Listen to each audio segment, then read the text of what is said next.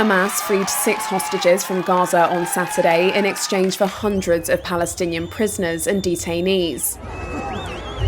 Tal Shorham and Avera Mengistu were released first in southern Gaza's Rafah, followed by Elia Cohen, Omer Shem Tov and Omer Venkert, all seized from the site of the Nova Music Festival in Hamas's October 7, 2023 attack on southern Israel.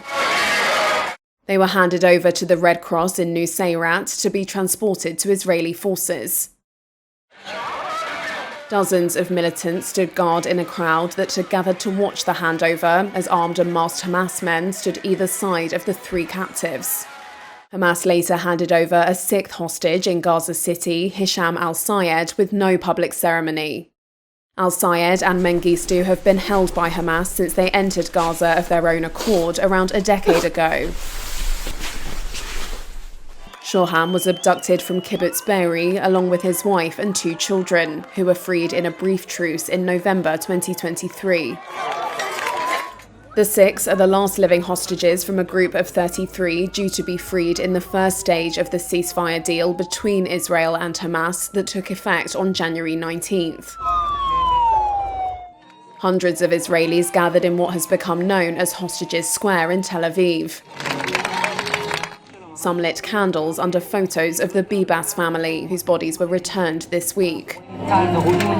Directed hostage releases have included public ceremonies in which captives are taken on stage and some made to speak. They have faced criticism, with the United Nations denouncing what it calls the parading of hostages. Hamas rejected the criticism Saturday, describing the ceremonies as a solemn show of Palestinian unity. In return for the hostages, Israel is expected to release over 600 Palestinian prisoners and detainees held in its jails.